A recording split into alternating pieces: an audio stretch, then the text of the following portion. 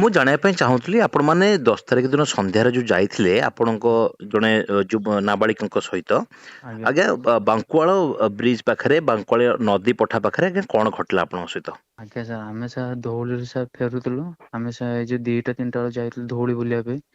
ଧଉଳି ବୁଲିକି ସାର୍ ଆମେ ଆସୁଥିଲୁ ସନ୍ତ ବିହାର ଦେଇକି ଆସିଥିଲୁ ସାର୍।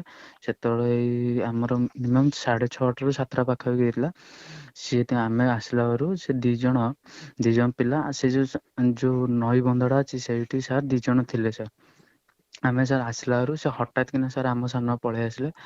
ଆମେ ହଠାତ୍ ସାର୍ ଏବେ ଆମେ ସାର୍ ଆମେ ବାଇକ୍ ଟା କଟ୍ କାଟି ଯାଉଥିଲୁ ସେ ଆମ ସାମ୍ନାକୁ ଆସିଲେ ଆମେ ହଠାତ୍ କିନା ସାର୍ ବ୍ରେକ୍ ମାରିଲୁ ସେ ଆସିକି ଆମ ଚାବି ବନ୍ଦ କରିଦେଲେ। ସେ କହିଲେ କି ଆମକୁ ପଇସା ଦିଅ ଆମେ ତମକୁ ଛାଡିବୁନି। ଆମେ ସାର୍ କହିଲୁ ଆମ ପାଖରେ ସାର୍ ପଇସା ନାହିଁ ଆମ ପାଖରେ କିଛି ନାହିଁ ଭାଇ ଦେଖିଦିଅନ୍ତୁ କିଛି ନାହିଁ ସେ କହିଲେ କି ନାଇଁ ତମ ପାଖରେ ଠିକ ପଇସା ଅଛି ତମ ଘର ଲୋକକୁ ଫୋନ କର ନହେଲେ ଆମେ ପୋଲିସ କୁ ଫୋନ କରିବୁ ତମକୁ ଛାଡିବୁନି। ତମ ଘର ଲୋକ କୁହ ଏବେ 50,000 ନା 1,00,000 ଛାଡିବେ ତାହେଲେ ଆମେ ଛାଡିବୁ ନହେଲେ ଛାଡିବୁନି। ତାପରେ ସାର୍ ଆମେ ଯେତେବେଳେ ମନା କଲୁ ସାର୍ ତ ଘରେ ଫୋନ କରନ୍ତୁନି ପୋଲିସକୁ କୁହନ୍ତୁନି। ସେ ତାପରେ ସାଙ୍ଗେ ସାଙ୍ଗେ ଗାଡି ଚାବି ସାର୍ ବନ୍ଦ କରିକି ଗାଡି ଚାବି ଟା ସାର୍ ନେଇଗଲେ ପକେଇଥିଲେ ସାର୍। ଆଉ ସାର୍ ଆମକୁ 2 ଜଣ ପାଟିରେ ହାତ ଦେଇକି ଭିଟିକି ଭିତରକୁ ସାର୍ ନେଇକି ଗଲେ ଉଠେଇକିନା। ତାପରେ ସାର୍ ସେଇଠି ମତେ ସାର୍ ବାଡେଇଲେ ମୋର ରୂପା ଚେନ୍ ସାର୍ ନେଇଗଲେ ମୋର ପର୍ସ ମୋ ଫୋନ ସାର୍ ନେଇଗଲେ।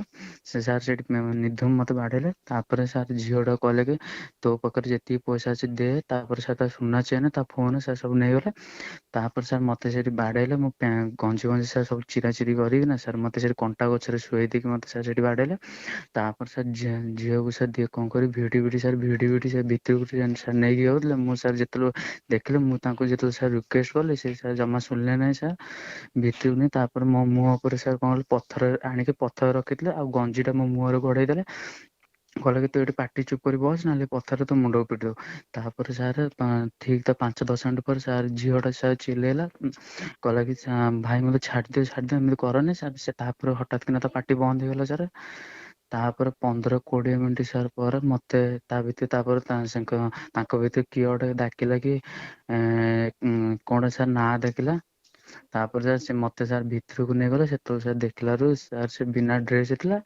ତାପରେ ସାର୍ ତା ଡ୍ରେସ ତାକୁ ଦେଇଥିଲେ ତାପରେ କହିଲେ କି ଯେ ଏଇ କଥା ଯେ ତମେ କାହାକୁ ବି ସାର୍ କହିଲ ତାହେଲେ ତମର ଏଇ ଭିଡିଓ ଆମେ ଭାଇରାଲ କରିଦବୁ। ଆଚ୍ଛା ସେମାନେ କେତେ ଜଣ ଟୋଟାଲ ଥିଲେ ଯୁବକ? ସାର୍ ଟୋଟାଲ 5 ଜଣ ଥିଲେ। ଆଚ୍ଛା ସେମାନଙ୍କ ଭିତରୁ 2 ଜଣ ଗାଡି ଅଟକେଇଲେ ବାକି 3 ଜଣ କଣ କରୁଥିଲେ? ସାର୍ ବାକି 3 ଜଣ ସାର୍ ଭିତରେ ଥିଲେ। ଓକେ ଆପଣଙ୍କୁ ନଦୀ ବନ୍ଧରୁ ଭିତରକୁ ନେଇକି ଆପଣ କଣ କୋଉଠି ବାନ୍ଧି ଦେଲେ ଆପଣଙ୍କୁ ନା କଣ? ନା ସାର୍ ବାନ୍ଧିଲେନି ସାର୍ ଆମ ଭିଡିକିନା ଭିତରୁ ନେଇକି ଆମ ପାଟି ବନ୍ଦ କରି ସାର୍ ଆମକୁ ବାଡେଇଲେ। ଆଚ୍ଛା ମାନେ ଆପଣଙ୍କ ଆଖି ଆଗରେ ସେ ନାବାଳିକା ଟାକୁ ଗଣଦୁଷ୍କର୍ମ କଲେ ସେମାନେ? ନା ସାର୍ ତାକୁ ସେ ଭିତରକୁ ସାର୍ ନେଇଗଲେ ଆଉ ବି। ଆଉ ତାଙ୍କ ସହିତ କଣ ଦୁଷ୍କର୍ମ ହେଇଛି? ଆଜ୍ଞା ସାର୍।